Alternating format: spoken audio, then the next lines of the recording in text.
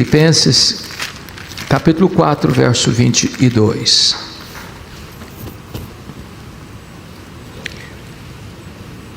Está escrito: todos os santos vos saúdam, especialmente os da casa de César. Vamos repetir todos juntos esse versículo?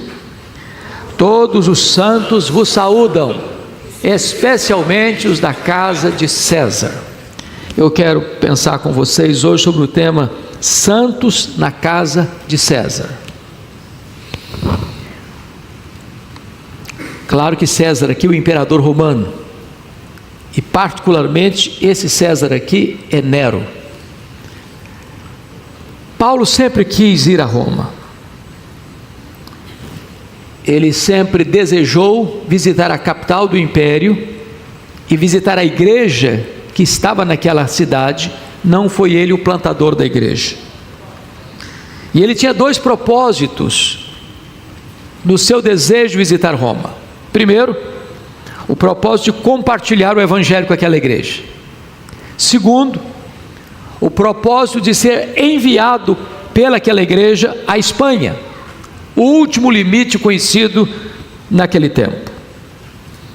Quando ele vai para Jerusalém, depois da sua terceira viagem missionária, passando pela Macedônia, ele escreve a sua carta aos romanos. E nessa carta, ele expressa duas vezes o seu propósito de ir a Roma. Entretanto, ele percebia na viagem, conforme testemunhou para os presbíteros de Éfeso, no porto de Mileto, que o Espírito Santo lhe assegurava que o que ele enfrentaria pela frente eram cadeias e tribulações. Mas disse: em nada eu considero a vida preciosa para mim mesmo, contanto que eu complete a minha carreira e o ministério que eu recebi do Senhor Jesus para testemunhar o evangelho da graça de Deus. Então ele desembarca em Cesareia Marítima, que era a sede do governo de Roma em Israel, a cidade portuária, porque estava ali o porto que foi criado, foi feito por Herodes o Grande. E quando ele chega nessa cidade, Cesareia Marítima, o profeta Ágabo está lá. E num gesto simbólico, prende Paulo com o cinto e disse: é isso que vai acontecer com você em Jerusalém. Eles vão prender você lá. Ele estava levando uma oferta para aquela igreja, e o que esperava aquele irmão era a prisão. E ele disse, em face dos discípulos quererem demovê-lo de subir a Jerusalém, ele disse: o que vocês estão fazendo comigo? Eu estou pronto não só a ser preso, mas eu estou pronto a morrer por Jesus em Jerusalém. De fato, ele entregou as ofertas e foi preso. 40 homens entram numa conspiração de anátema, dizendo que não comeriam nem beberiam antes de matar o apóstolo Paulo. Essa notícia vaza, chega o sobrinho de Paulo, porque a irmã de Paulo morava em Jerusalém, e ele comunica ao comandante, e o comandante transfere naquela mesma noite, sob forte escolta militar, o apóstolo Paulo de Jerusalém para Cesareia. E Paulo ficou ali 2 anos, sendo acusado pelos judeus, sob a égide dos imperadores Félix e Festo. Em virtude da transição de governo, onde Félix estava deixando o seu posto e assumindo Festo, o sinédrio judaico disse para o governador recém-possado: esse Paulo está aí, mas ele está no fórum errado. O crime dele não é político, o crime dele é religioso, e nós somos o fórum legítimo para julgar o crime dele. Manda esse Paulo aqui para Jerusalém, porque nós somos o sinédrio, o tribunal competente para julgá-lo. Só que o sinédrio estava mancomunando para matar Paulo na estrada, e o governador, para ganhar o favor dos judeus, estava prestes a entregar o apóstolo Paulo nas mãos daqueles que haviam de matá-lo. Então Paulo, sendo um cidadão romano, disse para o governador: eu sou cidadão romano e quero ser julgado diante de César em Roma. O governador disse para César: você quer ir? Para César você irá. Então Paulo viaja para Roma, enfrenta um naufrágio, e é curioso que Paulo queria estar em Roma, E Deus o queria em Roma, porque em Atos 23:11, Deus disse para ele lá na fortaleza de Jerusalém, quando ele foi preso: coragem, Paulo, assim como você deu testemunho aqui em Jerusalém, eu quero que você dê testemunho também em Roma. Mas quando ele viaja para Roma, ele enfrenta um naufrágio. Às vezes a providência de Deus é carrancuda, e o navio perde todo o produto de trigo que levava, e também o navio se despedaça todo, mas conseguem, como náufragos chegarem na ilha de Malta. E ele passa ali um tempo, ele ora pelos enfermos, e depois de passado rigoroso inverno, os malteses enviam Paulo para Roma com as suas necessidades supridas, e ele chega em Roma não como sonhara chegar. Chega preso, chega algemado. Seus planos humanos foram frustrados, mas o plano de Deus não. Por isso, ele escreve no capítulo 1, versículo 12, dessa carta, dizendo assim àquela igreja: meus irmãos, eu quero que vocês saibam que as coisas que me aconteceram têm antes contribuído para o progresso do Evangelho. Obviamente, as coisas que me têm acontecido, segundo o apóstolo Paulo, foi toda a sua trajetória de luta, de sofrimento, desde o momento da sua conversão. Porque Deus disse para Ananias lá em Damasco: vai lá na rua direita, na casa de Judas, e impõe as mãos sobre Saulo. Ele está orando,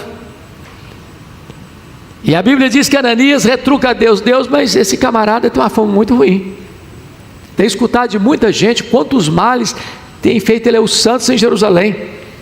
E Deus disse: vai, porque ele é para mim um vaso escolhido, vou enviá-lo para longe aos gentios, e eu lhe mostrarei o quanto importa sofrer pelo meu nome. E na sua jornada missionária, ele foi perseguido em Damasco, ele foi rejeitado em Jerusalém, ele foi esquecido em Tarso, ele foi apedrejado em Listra, ele foi escorraçado de Tessalônica, ele foi enxotado de Bereia, ele foi chamado de tagarela em Atenas, ele foi chamado de impostor em Corinto, ele enfrentou feras em Éfeso, ele foi preso em Jerusalém, ele foi acusado em Cesareia, ele enfrentou um naufrágio para Roma, ele foi picado por uma cobra em Malta, ele chega em Roma preso e algemado. Mas em vez de olhar essa providência carrancuda apenas pelas lentes humanas, interpreta esses fatos pela cosmovisão divina e diz: essas coisas contribuíram para o progresso do Evangelho. Mas o que é que aconteceu lá em Roma para ele afirmar que essa trajetória de sofrimento contribuiu para o progresso do Evangelho? Ele destaca 3 coisas. Primeiro, a igreja foi mais encorajada a pregar. Quando os crentes de Roma viram Paulo preso e trabalhando mais do que eles estavam livres, se mexeram. Isso levou um escritor americano, que eu tive o privilégio de ouvi-lo pessoalmente quando era seminarista, no lançamento de uma das obras mais importantes para a minha vida espiritual, A Dinâmica de uma Vida Autêntica. Ray Stedman afirma o seguinte: um dos principais métodos de Deus para o crescimento da igreja, e eu não gosto desse método, disse ele, é botar os pastores na cadeia. Bote os pastores na cadeia e a igreja vai crescer. Quando os crentes viram Paulo preso, se mexeram e a igreja se despertou. Segunda coisa, ele disse: nesses 2 anos que ficou em Roma, toda a guarda pretoriana tomou conhecimento das minhas cadeias em Cristo. O que era a guarda pretoriana? Era a guarda de elite do imperador. Eram 16 mil soldados de escol, soldados da mais alta patente do império. E porque Paulo era um prisioneiro de César, na perspectiva humana, tinha que ter um soldado algemado com ele, 3 turnos por dia, em rodízio, 2 anos, oportunizando-o a evangelizar a elite militar do Império Romano. Se ele tivesse solto, certamente ele não teria alcançado aquela elite militar do Império Romano. E finalmente, o fato dele não poder viajar, porque estava preso, possibilitou a ele escrever cartas. As cartas da primeira prisão: Efésios, Filipenses, Colossenses e Filemão. No ponto de vista humano, possivelmente, se Paulo estivesse solto, ele não teria escrito essas cartas. E na providência de Deus, quando a situação parece insustentável para você, Deus está lhe dando uma oportunidade de olhar para a vida com outros olhos e ver as oportunidades que Deus coloca diante da sua vida. Pois bem, agora ele está terminando a carta, agora ele está enviando saudações, lá no capítulo 4, verso 22, e ele diz assim: todos os santos vos saúdam, ou seja, os crentes da cidade de Roma, especialmente os da casa de César. A grande pergunta é: que César é este? Já respondemos. Esse César é Nero. E Nero começou a governar o Império Romano no dia 13 de outubro do ano 54 da era cristã.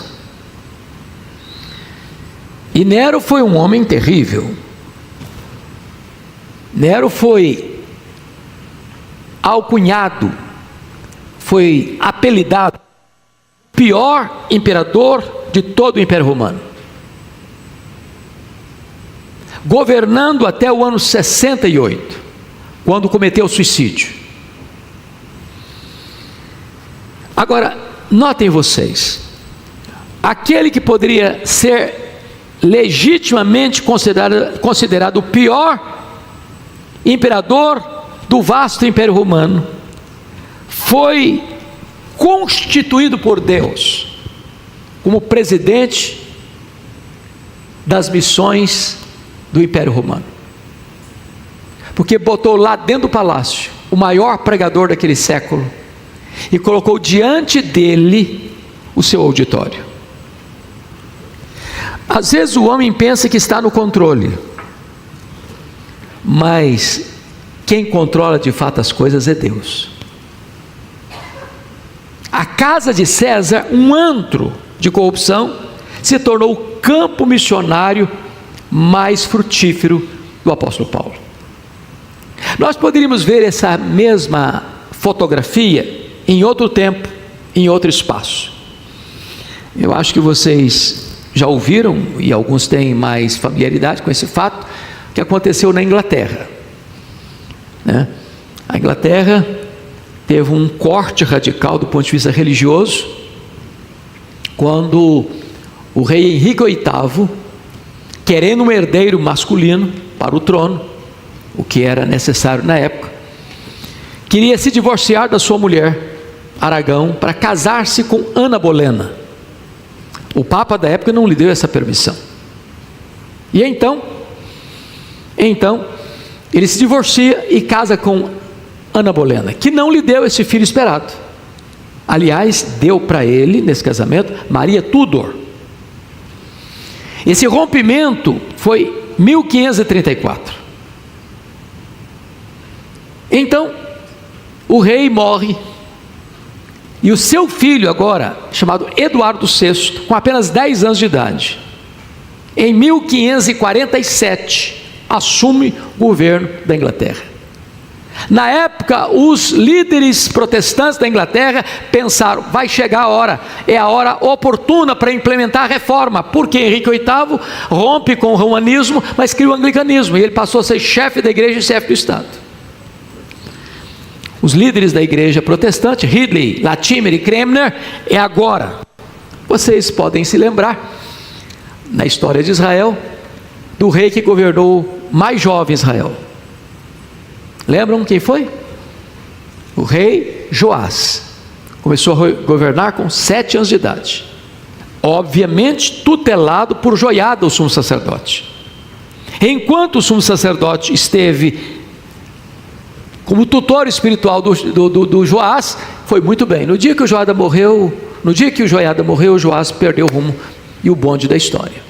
Bom, esse rei Eduardo VI esse rei Eduardo VI, morre precocemente, com 16 anos de idade, em 1553. 47 a 53. Quem que vai assumir o governo? A Maria Tudor, a filha de Henrique VIII, com Ana Bolena. E ela perseguiu de maneira implacável os protestantes.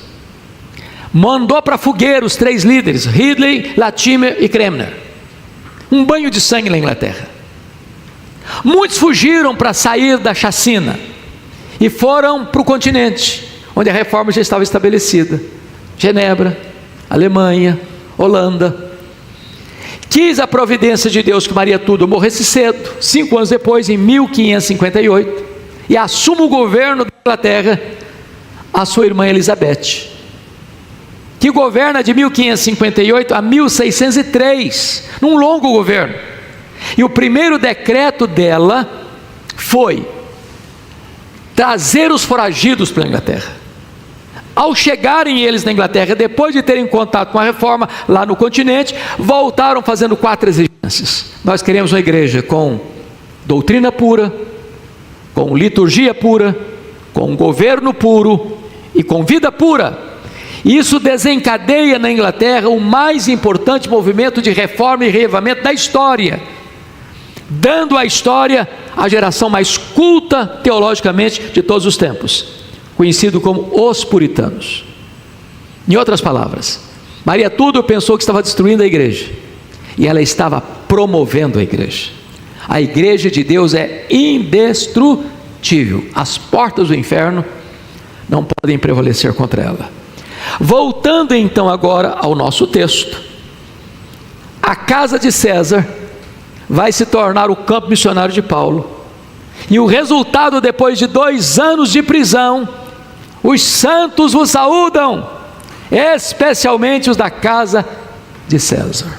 Então vamos à aplicação do texto, com as divisões do texto. Primeira lição: não é o lugar que faz a pessoa, é a pessoa que faz o lugar. Tem muita gente, irmãos, se eu morasse numa outra cidade, se eu trabalhasse numa outra empresa, se eu tivesse estudado numa outra faculdade, ou se eu tivesse a oportunidade de fazer faculdade, se eu tivesse nascido num berço de ouro, se o ambiente onde eu trabalho não fosse tão congestionado, tão poluído, tão complicado, eu faria a obra de Deus. Mas do jeito que eu estou, onde eu moro, na escola que eu estudo, na empresa que eu trabalho, na profissão que eu exerço, é muito difícil. Me permita dizer, a casa de César era um lugar de corrupção, de violência, de promiscuidade. Nero era um homem louco, violento, promíscuo, um homem que mandou matar sua própria mãe, Júlia Agripina, que era irmã de Calígula, que era a 4ª esposa de Cláudio. E a pedido dela, Cláudio adota Nero, e a pedido dela, Cláudio nomeia Nero como sucessor e próximo imperador. Cláudio governou de 41 a 54. Esse imperador foi o incendiário de Roma. No dia 17 de julho do ano 64, esse imperador é que inaugurou a crudelíssima perseguição aos cristãos. Os historiadores chegam a dizer que a casa de Nero era a cloaca do mundo, era um antro de corrupção e degradação moral. Meus irmãos, alguém em sã consciência poderia imaginar que esse antro, que essa cloaca do mundo, seria um dos campos missionários mais férteis da história? Portanto, não é o lugar que faz o homem, é o homem que faz o lugar. Temos que discordar de John Locke, quando diz que o homem é uma folha em branco, é uma tábua rasa, é produto do meio. Isso não é verdade. O homem não é produto do meio, muito embora o meio influencie sim. É o meio que é produto do homem. Nesse ano político você vai escutar tanto isso: o poder corrompe. Não, não é o poder que corrompe. O poder revela os corrompidos. O mal não está na estrutura, o mal está dentro do coração. É do coração que procedem os maus desígnios. A casa de Nero só era aquele antro porque Nero era um homem perverso, mau, corrupto, violento. Para vocês terem uma ideia, a casa de Nero era um lugar de violência. O exército era treinado para matar. Nero tinha um harém feminino e um harém masculino. Nero estabeleceu a cultura dos banhos públicos, onde se cultuava a sensualidade. Havia circos e teatros onde havia atos violentos e imorais. Havia os gladiadores. A casa de César, portanto, era o lugar mais imundo do mundo da época. E ali chega Paulo. E alguém pode dizer: mas aqui não vai dar certo, aqui não vai funcionar. Se eu não tivesse preso, se eu estivesse viajando, eu estaria fazendo a obra de Deus. Se eu estivesse num outro ambiente, eu testemunharia de Cristo. Meus amados irmãos, não é o lugar que faz o homem, é o homem que faz o lugar. A Bíblia diz que os judeus exilados na Babilônia, alguns deles, ou a maioria deles, assentados à margem dos rios da Babilônia, despenduravam as harpas, não cantavam mais. O coração deles estava lá atrás no passado. E quando eles olham para o futuro, diz: feliz é aquele, ó Babilônia, que pega os seus filhos e esmagar a cabeça deles numa pedra. Nesse mesmo cenário tem um Daniel, que resolve não se contaminar, que resolve influenciar, que resolve fazer diferença na Babilônia, e foi maior que a Babilônia, porque a Babilônia caiu e continuou de pé no outro império. Então, precisamos observar que não é o lugar. O Davi, quando chegou naquele acampamento de guerra, tinha um exército inteiro fugindo, no 40º dia, na 80ª vez, de um gigante que ninguém tinha coragem de enfrentá-lo. E ele chega com outros olhos, e ele chega com outra perspectiva. Mas quem é esse incircunciso filisteu para afrontar os exércitos do Deus vivo? Então aquilo que as pessoas olham como um perigo, como uma ameaça, como uma impossibilidade, se você tem os olhos de Deus, você vai olhar como uma oportunidade. Então pare de reclamar da sua casa, da sua família, da sua empresa, do seu trabalho, das suas geografias. Olha com os olhos de Deus e veja como Deus pode usar a sua vida nesse ambiente. Pois bem, vamos à segunda aplicação, ou a segunda divisão do texto. Nenhum lugar ou pessoa está fora do alcance da graça de Deus. Talvez qualquer outro, na circunstância em que Paulo estava, poderia dizer: bom, pregar aqui é jogar pérola aos porcos, ninguém vai ouvir. Isso é a pior geografia do mundo, é o lugar de maior corrupção no mundo, promiscuidade sexual, violência, um lugar onde o imperador manda matar a própria mãe. Quem mandou matar Dona Júlia Agripina foi o próprio filho Nero. O imperador, que em vez de cuidar da cidade, incendeia a cidade da qual ele era o imperador. Era casa de paixões e intrigas. E nesse deserto de virtudes, pessoas são convertidas pela pregação do Evangelho. Irmãos amados, nós temos que crer nisso de todo o nosso coração. O Evangelho é o poder de Deus para a salvação de todo aquele que crê. O Evangelho chega na cadeia, transforma monstros em santos. O Evangelho chega nos prostíbulos e transforma uma vida promíscua numa vida santa. O Evangelho chega nos campos de guerra e transforma homens sanguinários em homens pacíficos. O Evangelho chega num homem como John Newton, sem alma, sem piedade, sem humanidade, comercializando gente como mercadoria barata, transportando escravos, e tem uma experiência profunda com Deus de conversão, num momento de agrura da vida, para compor o hino mais cantado no mundo hoje. Bendito seja Deus, maravilhosa graça. Então, entenda uma coisa: não há nenhum lugar mais complicado no mundo onde o Evangelho não possa chegar ali e fazer transformação. Pastor Jailton, eu tenho ido com frequência lá na igreja presbiteriana Filadélfia, em Sorocaba. Quem é o pastor lá? O pastor Júnior, um grande amigo. E o pastor Júnior é aquele pastorzão de coração tão generoso que você fica até constrangido perto dele. Um evangelista de primeira mão. E logo que ele chegou em Sorocaba, ele passava todo dia para ir para a igreja debaixo de um viaduto, e morava debaixo desse viaduto uma senhora, Dona Francisca. Todo dia passava, olhava para ela: ô Dona Francisca, Jesus te ama, Deus te abençoe.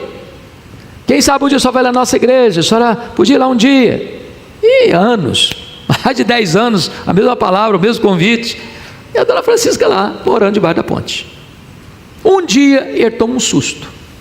A Dona Francisca entra na igreja, toda drogada, toda suja, sentou lá no primeiro banco, escutando o pastor de olho aberto. Quando ele termina de pregar, Dona Francisca fica de pé no púlpito e fala: olha, eu aceitei Jesus, eu quero esse Jesus na minha vida, mas pastor, eu tenho um problema.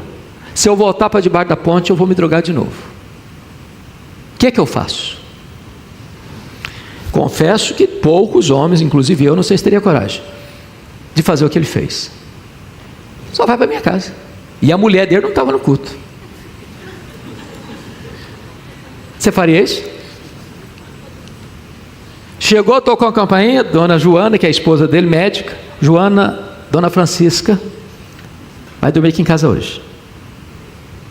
Joana, um coração tão grande quanto ele, deu uma toalha, deu roupa, deu banho, botou para dormir. No outro dia o pastor Júnior pegou o carro, levou a Dona Francisca para uma clínica de tratamento. Tratou dela. E eu estava pregando lá no dia que a Dona Francisca veio da clínica para ser batizada. Voltou para a clínica para trabalhar. E disse: pastor Júnior, eu terminei todo o meu treinamento aqui, minha fase encerrou. O que é que eu faço? O pastor Júnior disse assim: você vai morar com a gente. Pegou um quarto, com o mesmo padrão de conforto dos filhos, e a Dona Francisca mora na casa do pastor Júnior hoje. Resultado?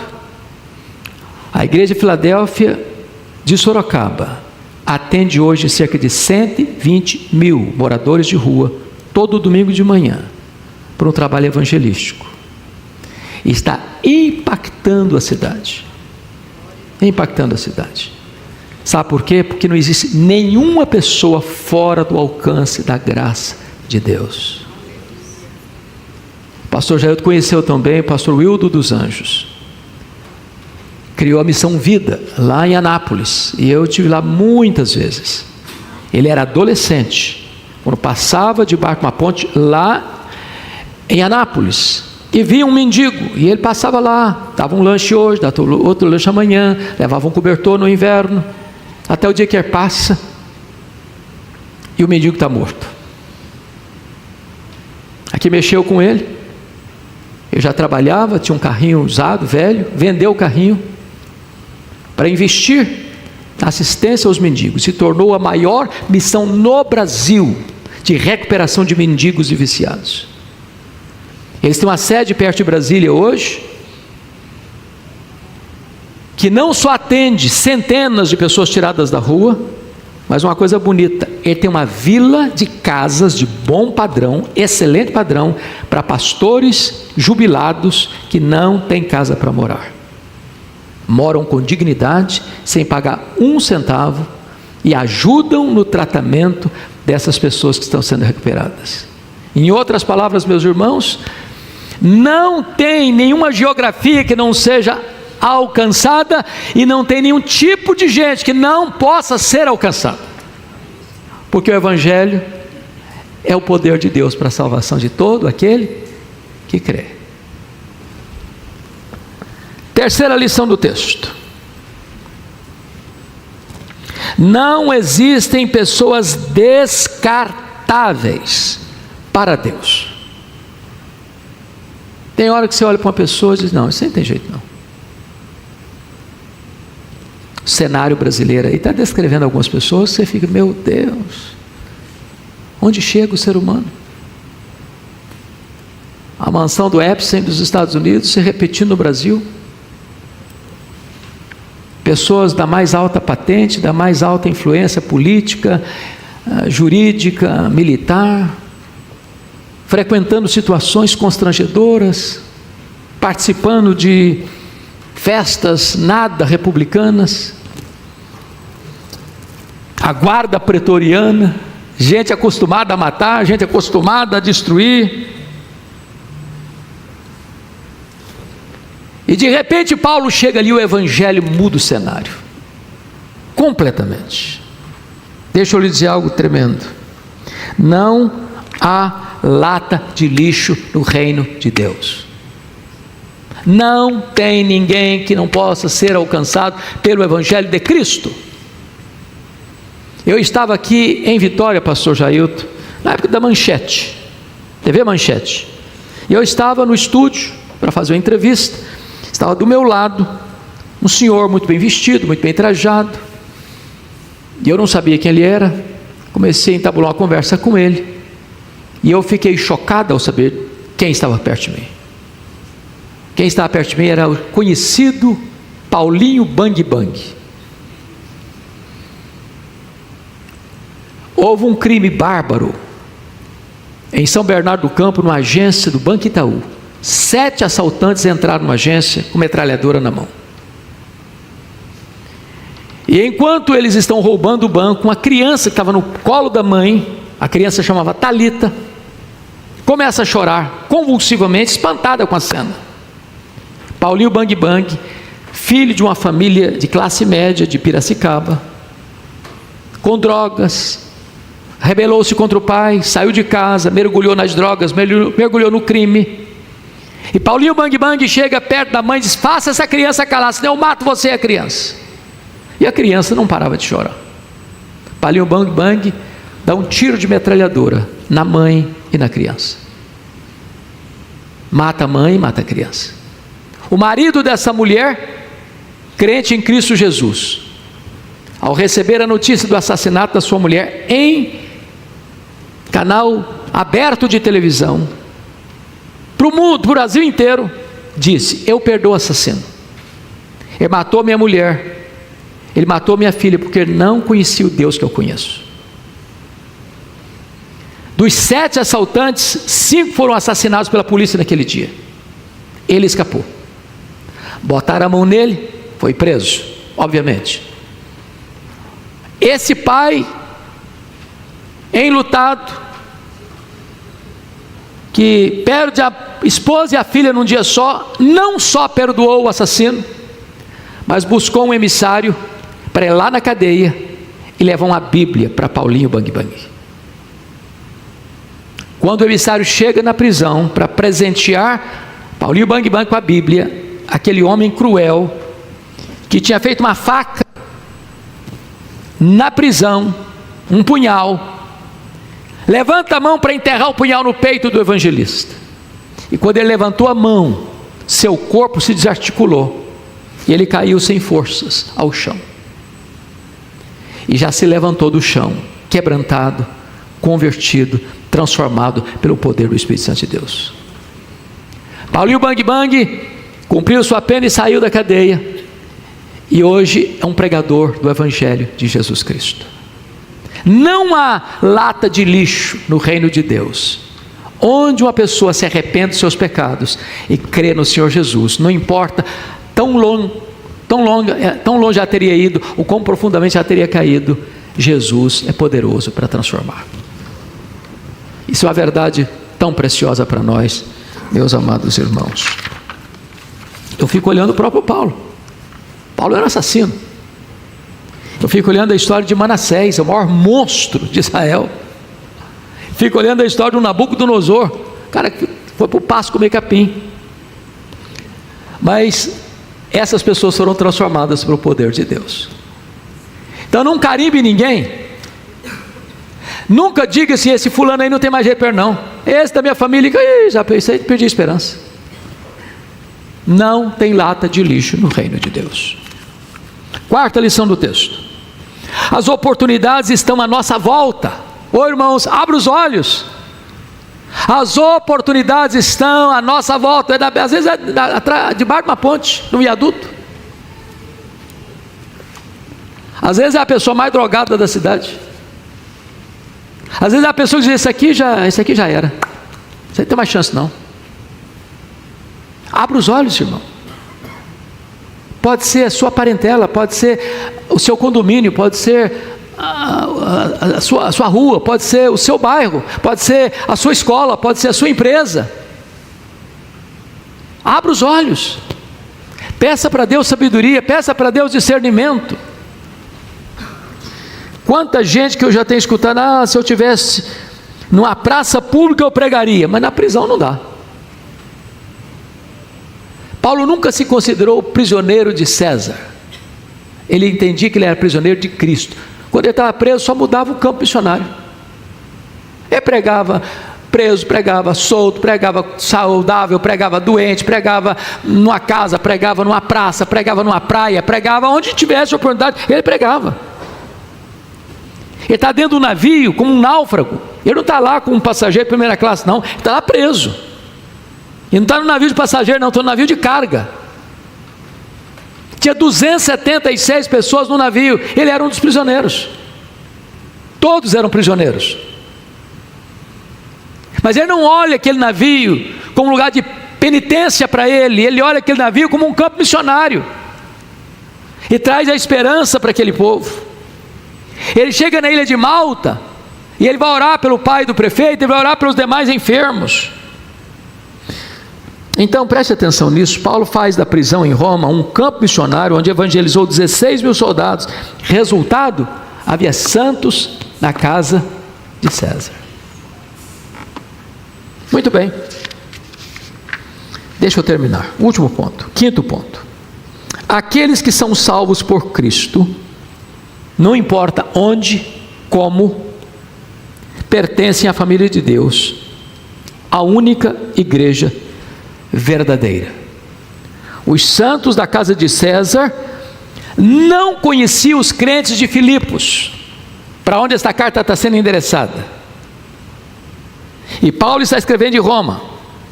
Paulo está escrevendo de dentro da casa de Nero, dentro da casa de César. E aqueles soldados que estavam algemados com ele, foram evangelizados por ele. Quando vem Paulo escrevendo a carta à igreja de Filipos, aproveita e fala, Paulo, manda as nossas saudações para aqueles irmãos lá. Os santos vos saúdam, especialmente os da casa de César. Sabe o que significa isso, irmão?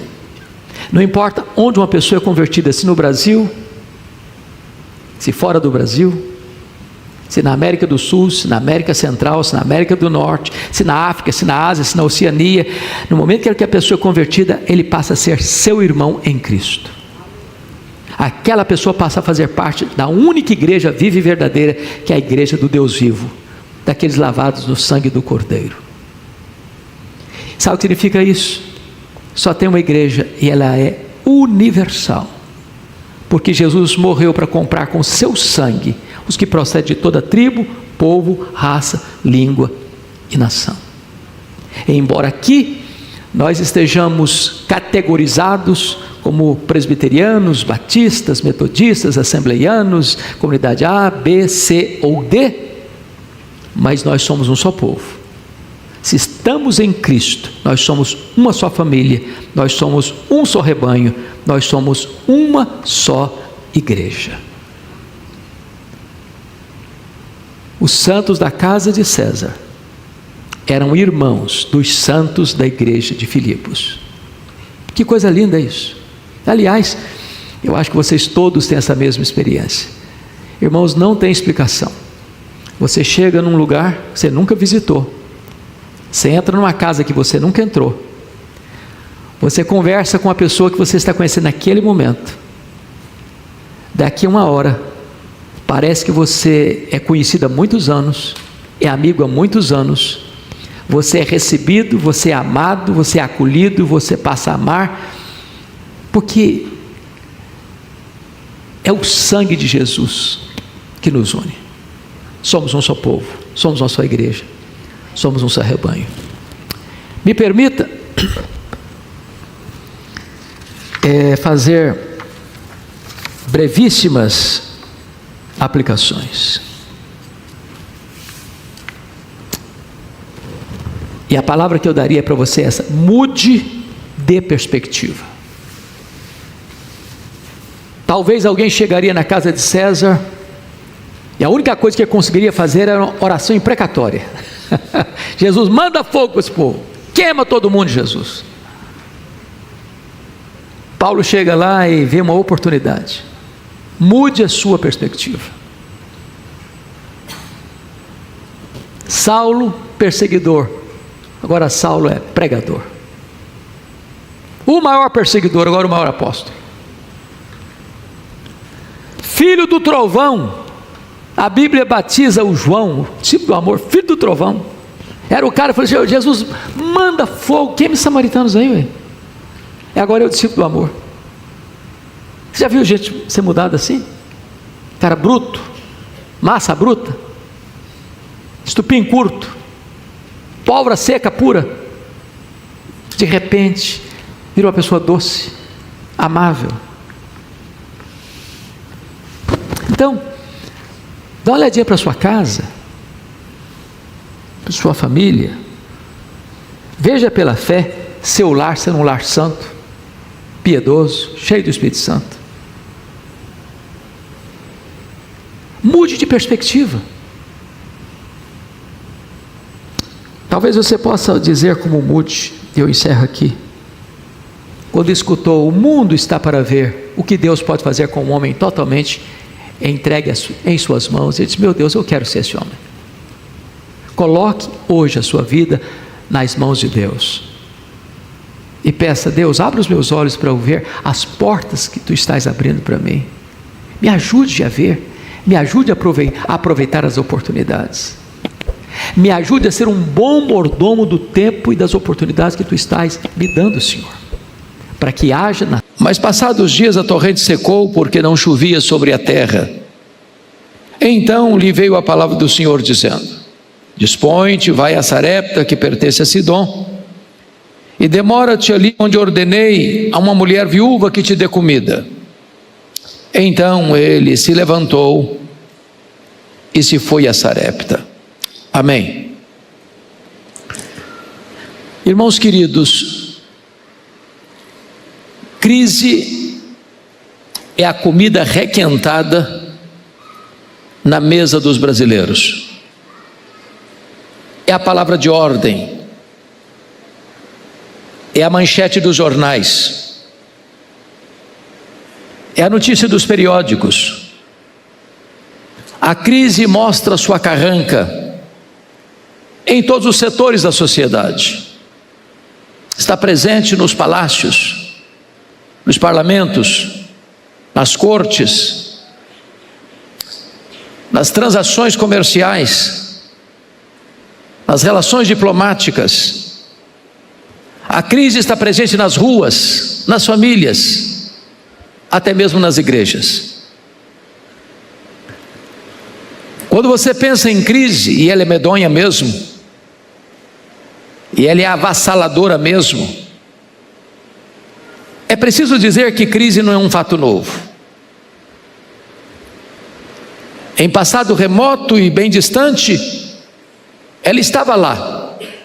E esse texto lido retrata de maneira eloquente esse fato. Poderíamos situar Elias no tempo e no espaço para explorarmos melhor esse texto. Com a morte do rei Salomão em 931 a.C.,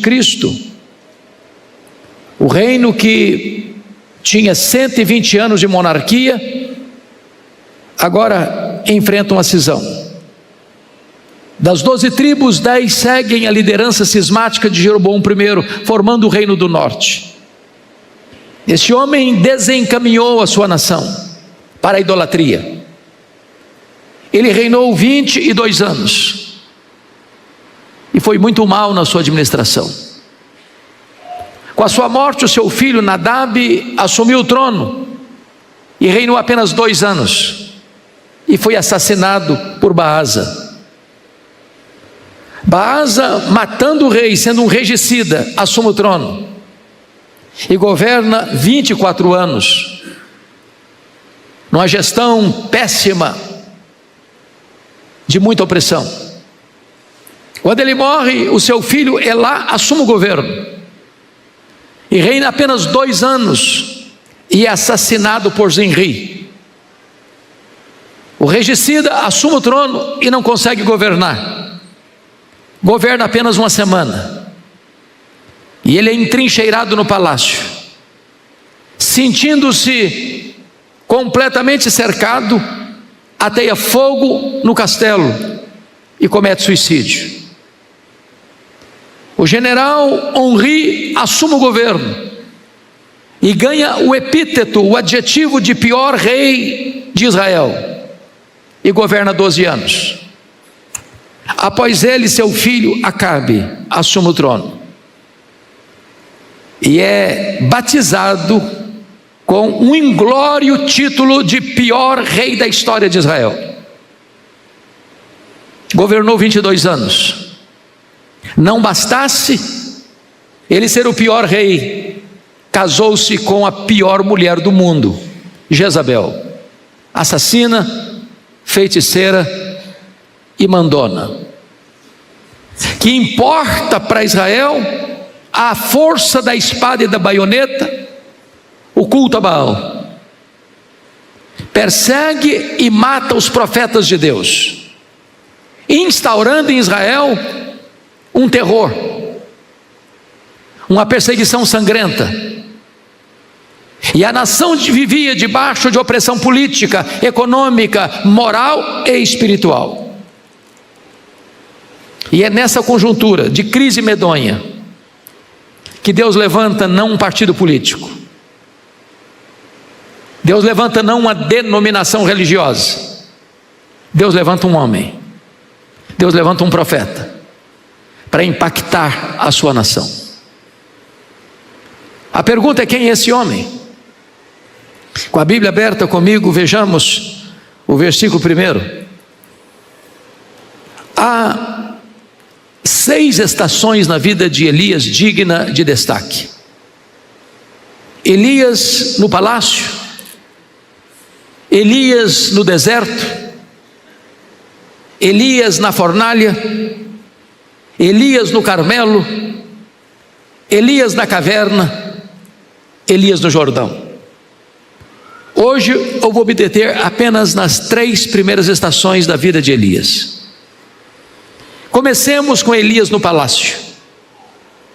Então Elias, o tesbita, dos moradores de Gileade, disse a Acabe. Quando diz Elias o tesbita, ele não está falando do sobrenome dele, da família dele, está falando da procedência geográfica dele. Ele vem de Tisbé. Quando você vai para o mapa para encontrar Tisbé, você não encontra. Tisbé era um lugarejo desconhecido, sem qualquer projeção no mapa geopolítico do mundo, incrustado na cordilheira de montanhas de Gileade, que ficaria hoje na Jordânia. Esse homem emerge do anonimato. A família dele não é conhecida. Ele não procede de uma escola de profetas. Ele não se origina de uma família sacerdotal. Diríamos nós que Elias era um ilustre desconhecido, de um lugar desconhecido, de uma família desconhecida, mas um homem que na crise da nação é levantado por Deus. Aprendemos aqui certamente que Deus não precisa de grandes figurões para fazer a sua obra. Deus não precisa de astros humanos para fazer a sua obra. Deus não precisa de estrelas para fazer a sua obra. Deus pode e normalmente faz a sua obra através de gente simples, sem tantas titulações, sem tantas medalhas de honra ao mérito, sem tanto reconhecimento público.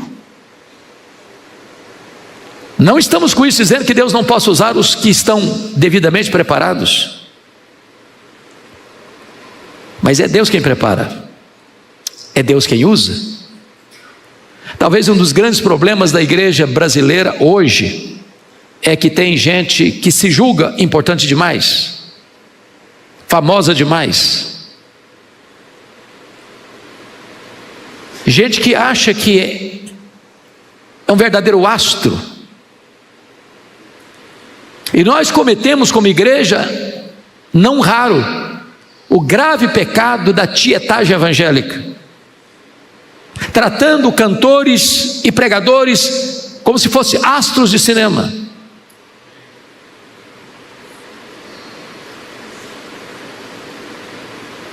Incentivando, no mínimo, essa cultura antropolátrica, centrada no homem. Quando nós temos que aprender uma coisa: Deus não divide a sua glória com ninguém. As estrelas não podem brilhar quando o sol da justiça está brilhando.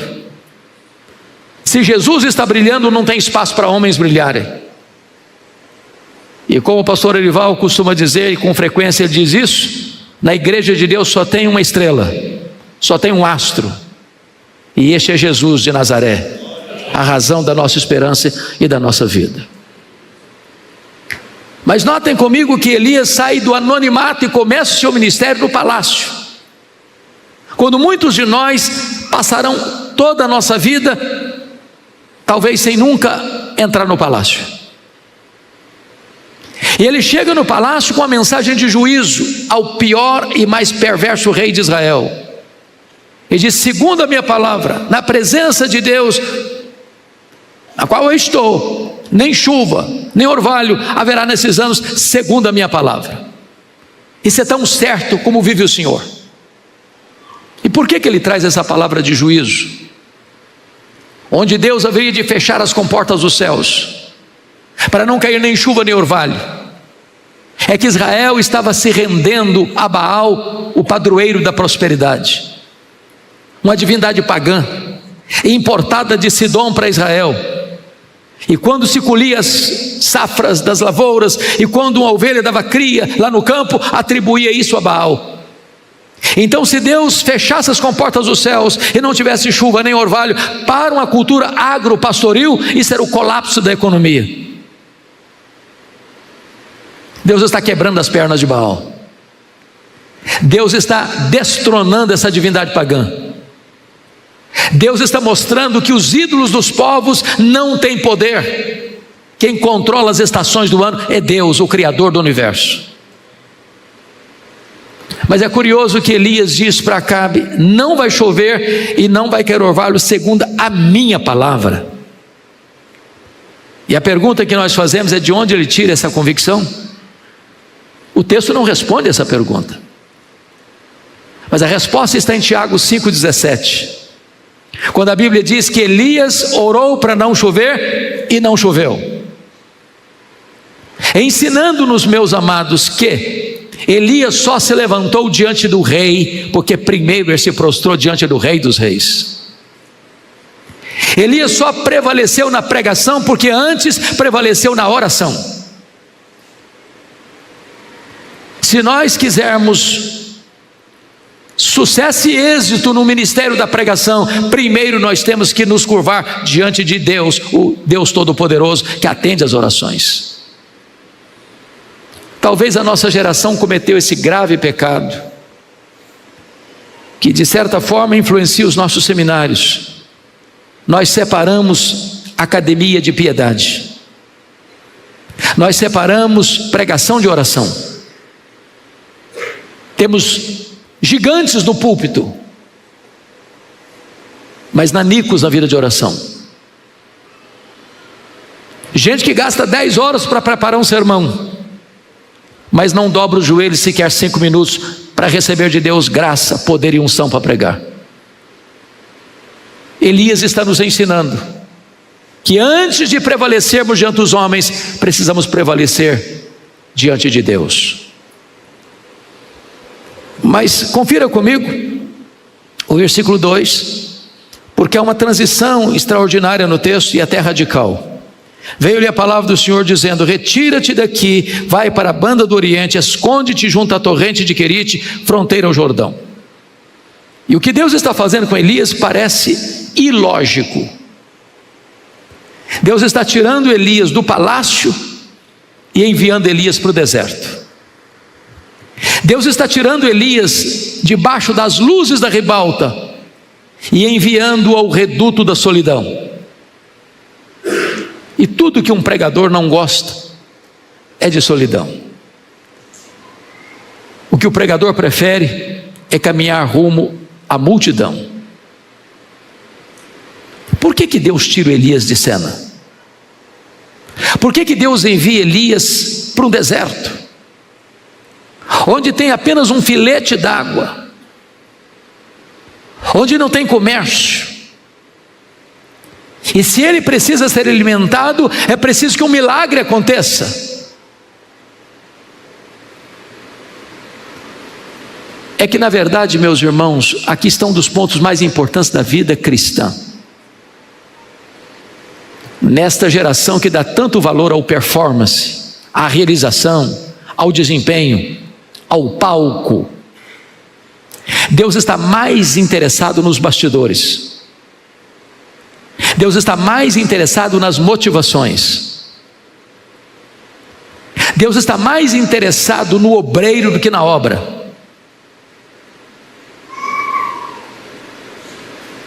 Deus está mais interessado em trabalhar em nós do que trabalhar através de nós. E Deus às vezes nos empurra para o deserto para nos ensinar algumas lições absolutamente importantes para o nosso crescimento e para a expansão da obra de Deus. E eu quero lhe dizer que o deserto não é um acidente de percurso na jornada da vida. O deserto é uma agenda de Deus. É Deus quem nos matricula na escola do deserto. É claro que nós não gostamos do deserto, porque o deserto nos humilha. O deserto nos reduz a nada. O deserto apaga as luzes dos holofotes sobre nós. Mas antes de Deus trabalhar através de nós, Deus trabalha em nós. E a primeira matéria no currículo de Deus, na escola do deserto, é tratar do nosso caráter, é tratar da nossa vida, é mostrar que nós somos totalmente dependentes de Deus, que vida com Deus precede trabalho para Deus. Mas em segundo lugar, Deus nos leva para a escola do deserto para nos ensinar na nossa total dependência dEle. Porque notem vocês, para onde Elias vai, não tem supermercado, não tem dinheiro, não tem provisão. Deus escala garçons voadores para levar pão e carne para ele. E se Elias fosse um homem de escrúpulos, ele questionaria Deus. Porque segundo as leis cerimoniais de Israel, os corvos eram animais imundos. E talvez Elias pudesse dizer: meu senhor, o senhor não podia escolher uma ave melhorzinha para levar pão e carne para mim? Eu não sei onde esse bendito desse corvo botou as suas garras.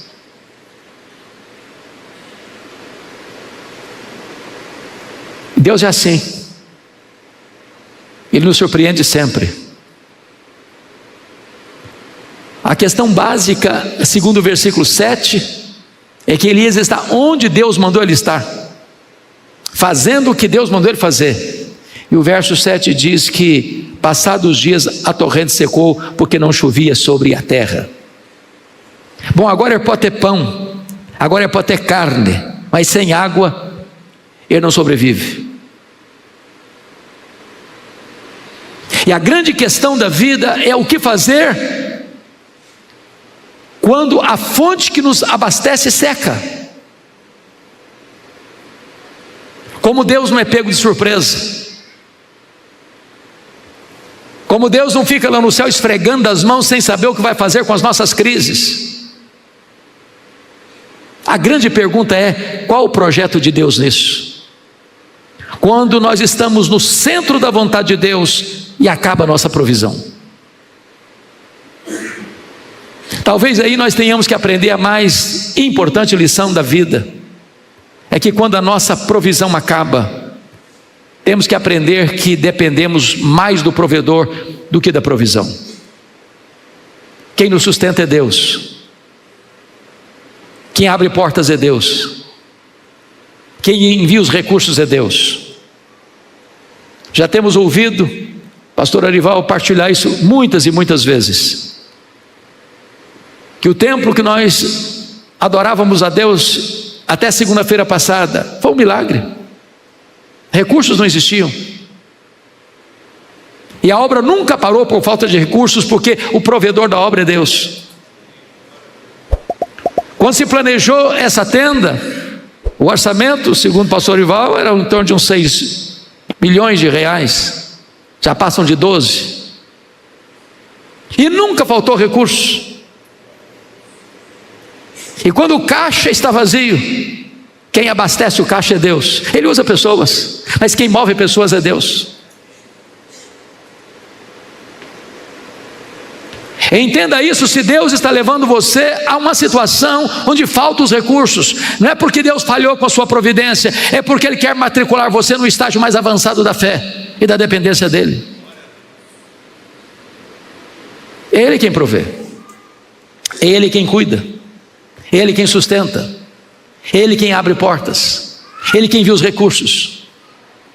Irmãos amados, se nós tivéssemos tudo nas nossas mãos, com todos os poderes de administrar tudo, sem falta nenhuma, para que fé? Viveríamos pela razão, pela lógica humana. Então Deus nos leva a experiências para que nós saibamos que o nosso Deus é fiel, que Ele cuida de nós, que Ele está no controle, que a nossa escassez ou a nossa crise não apanha de surpresa. Ao contrário, isso vem para tonificar as musculaturas da nossa alma e para fortalecer a nossa fé e para nos dar experiências com Ele, da sua provisão.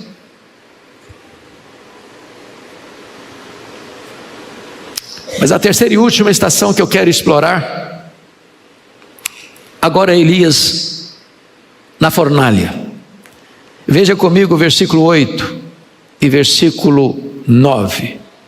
Então lhe veio a palavra do Senhor dizendo: dispõe-te, vai a Sarepta, que pertence a Sidom, e demora-te ali, onde ordenei a uma mulher viúva que te dê comida. Então ele se levantou e se foi a Sarepta. Chama a sua atenção para um ponto importante. Elias é um homem que obedece a Deus sem questionar.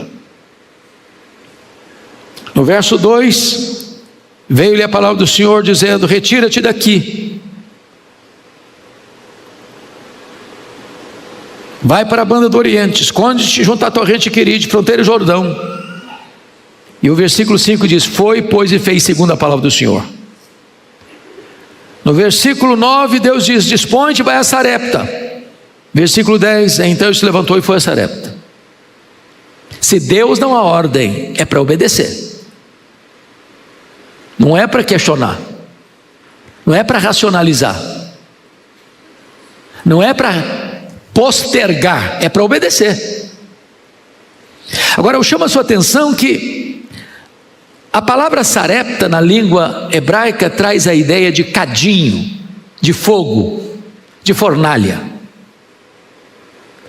O que Deus está dizendo para Elias é o seguinte: meu filho, você acabou o estágio do deserto, aperte os cintos, porque eu vou matricular você no estágio mais avançado. Agora eu vou jogar você na fornalha. Se vocês estão percebendo, quando Deus diz: demora-te, vai a Sarepta que pertence a Sidom, e demora-te ali. Sidom era a terra de Jezabel, onde o pai de Jezabel era rei, Et-Baal. Sidom era o quartel general de Baal. Se Elias está enfrentando Baal na sua terra, agora ele vai ter que enfrentar Baal lá no quartel general de Baal. Sidom era lugar de prova, de teste, de fogo, de fornalha. E talvez nós esperássemos que Deus dissesse: dispõe-te, vai a Sarepta que pertence a Sidom, e muito rápido você vai sair dali. Mas não foi o que Deus disse. Deus disse: demora-te ali. Se existe um lugar que você e eu não gostamos de demorar, é na prova, é na fornalha, é no fogo, é no cadinho. Tem áreas da nossa vida, irmãos, que precisam um pouco mais de calor.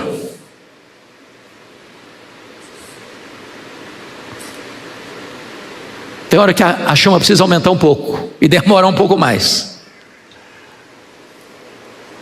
Veja você que ele está em Querite escondido. Escondido de quê? Escondido de quem? Escondido da perseguição, escondido de Jezabel, escondido de Acabe. São assassinos, são sanguinários, estão matando os profetas de Deus. E de Querite a Sarepta eram 150 quilômetros a pé, e ele precisava ultrapassar a fronteira, entregar o passaporte. Vale destacar, segundo o capítulo 18, verso 10, que a essas alturas ele estava sendo procurado em todo o território de Israel, nas nações vizinhas, como o inimigo número 1 da nação de Israel. Agora me permita lhe dizer: o Deus que envia é o Deus que protege. E a ordem de Deus para ele parece novamente muito estranha, no mínimo. Porque Deus disse para ele: você vai para Sarepta, porque lá tem uma mulher viúva que vai sustentar você. As viúvas naquela época eram bem diferentes das viúvas de hoje. Via de regra, as viúvas de hoje, pela graça de Deus, muitas delas ficam muito bem amparadas. Às vezes herdam verdadeiras fortunas e passam a viver muito bem, sem um marido chato do lado e com todo o dinheiro para desfrutar de boa vida e boas viagens. Naquela época, a viúva era símbolo de desamparo. Se Deus dissesse para Elias assim: vai, porque você vai sustentar uma mulher viúva, lá em Sarepta, ele poderia pensar: pelo menos eu tenho um ministério, vou cuidar de uma mulher viúva. Mas foi o contrário. Vai, porque lá uma mulher viúva vai sustentar você. E chega lá, a viúva que vai sustentar, ela está morrendo de fome. Será que Deus errou no cálculo? Será que Deus não conhecia matemática? Será que Deus não conhecia finanças? Será que Deus cochilou na avaliação? Não. Deus tinha humilhado esse homem e preparado esse homem para os grandes embates da vida. Primeiro dependendo de corvos, agora dependendo de uma mulher que está morrendo de fome. Deus usa instrumentos impensáveis para nos balançar,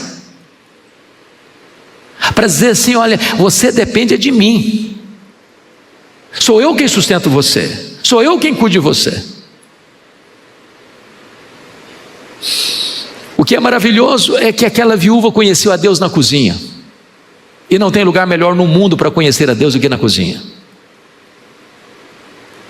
Quando eu leio e releio e leio e releio esse texto, a compreensão que eu tenho é que Deus não multiplicou para aquela viúva um saco de trigo e um tonel de azeite. Tinha um punhado de farinha, um pouquinho de azeite na botija. E toda vez que essa mulher ia para a cozinha fazer a refeição e usava a farinha e o azeite, ela olhava de volta na vasilha, o mesmo nível de trigo, o mesmo nível de azeite, o mesmo nível de trigo, o mesmo nível de azeite, o mesmo nível de trigo, o mesmo nível de azeite, semana após semana, mês após mês. E eu quero dizer para vocês aqui hoje que Deus continua multiplicando a farinha na nossa panela e o azeite na nossa botija. É Ele quem nos sustenta. É dele que vem o nosso sustento. Agora preste atenção nisso. Na mesma casa que acontece um milagre, acontece também uma tragédia. Algumas pessoas acham estranho isso.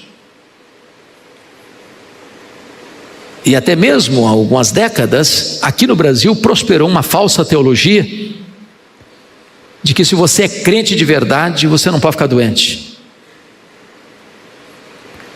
E alguns pregadores dessa falsa teologia, ao ficarem doentes, tiveram que ir escondido para o hospital.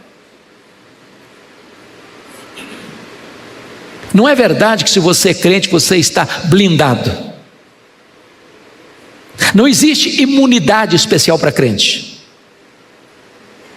Estamos sujeitos às lutas, às dores,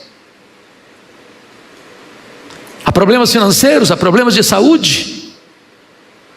Crente chora a dor do luto. E diz a Bíblia que o filho único dessa viúva adoece, e a doença agravou, diz a Bíblia, a ponto do menino vir a morrer. Tem choro de dor na casa de crente.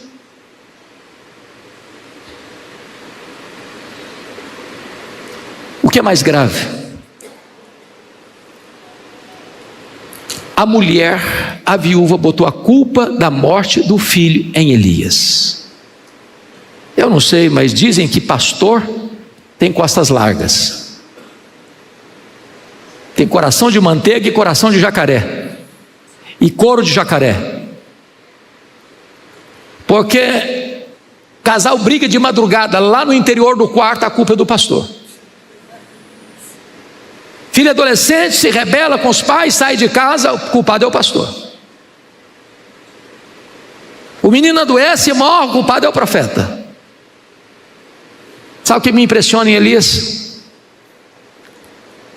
Sendo inocente, ele não se defendeu.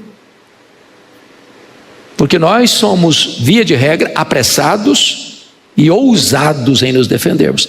Ai de quem pisar no nosso calo.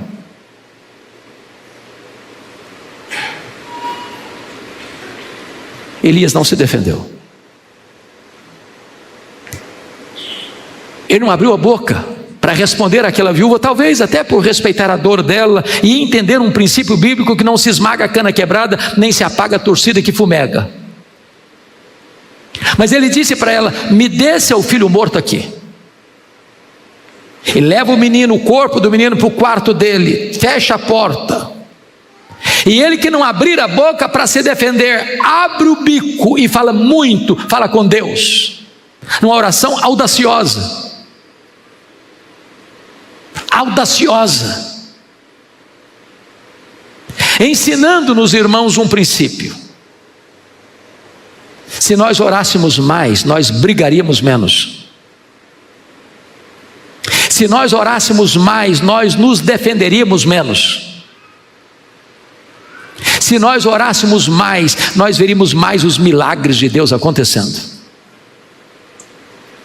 O que me impressiona em Elias, pastor Ival, é que tem coragem de fazer um pedido inédito para Deus. Não tem registro de ressurreição até então. E eu acho que se hoje um crente, um pastor, se levantar para fazer um pedido para Deus que Deus nunca fez na história, talvez internariam esse cidadão numa clínica psiquiátrica. Ou talvez carimbariam a ele com o título herege, maluco, inconsequente. Elias tem coragem de pedir para Deus trazer de volta a alma do menino. e ressuscitar o menino. O que é espantoso é que Deus fez o improvável, o impossível, ressuscitou o menino. Agora, só pense comigo algumas coisas. Se Elias fosse um dos chamados estrelas de hoje, que fazem propaganda de milagres que nunca aconteceram, agora com um milagre inédito em suas mãos, o que ele teria feito? Se fosse um dos estrelas de hoje, talvez fizesse algumas coisas. Primeiro, chamaria uma coletiva da imprensa para dizer quão grande homem ele era. Talvez colocaria alguns outdoors na cidade de Sarepta com a fotografia deles. Agora sim tem um profeta de Deus aqui.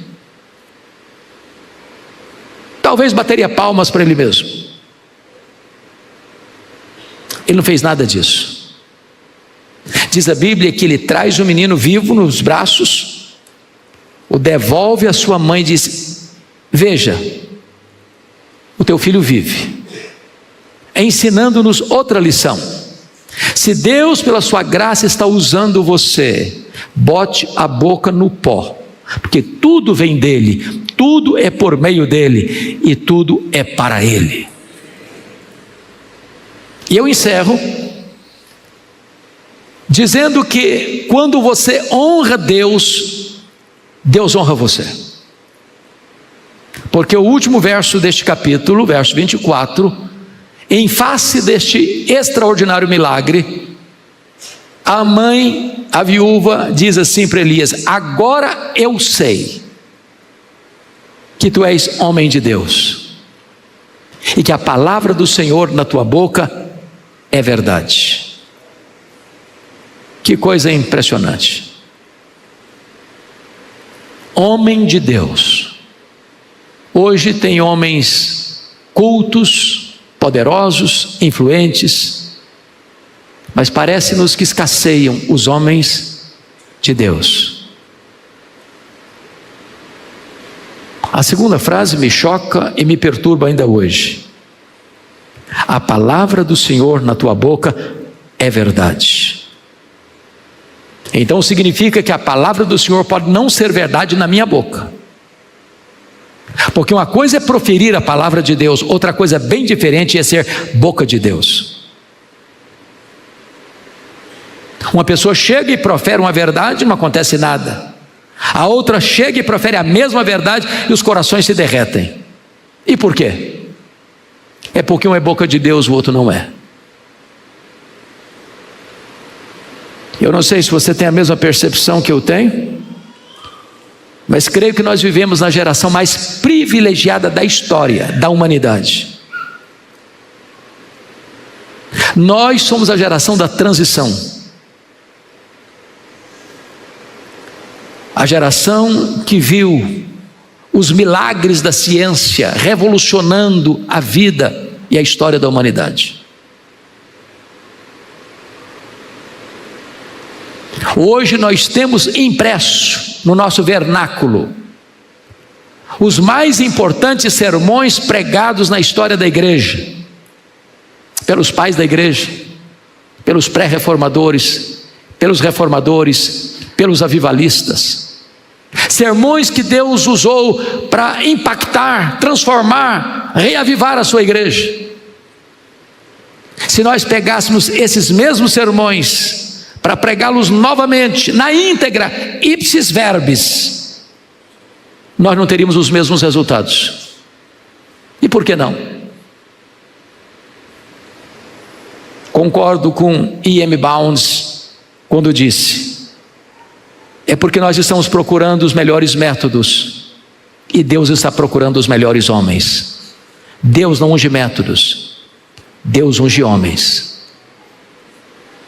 A minha oração, meus amados, é que a vida de Elias nos inspire, nos motive, nos ensine, nos desperte, nos desafie a andarmos com Deus, a conhecermos a intimidade de Deus, a obedecermos a Deus, a passarmos pela escola do treinamento de Deus e a honrarmos a Deus com a nossa vida e com o nosso ministério. Que o Senhor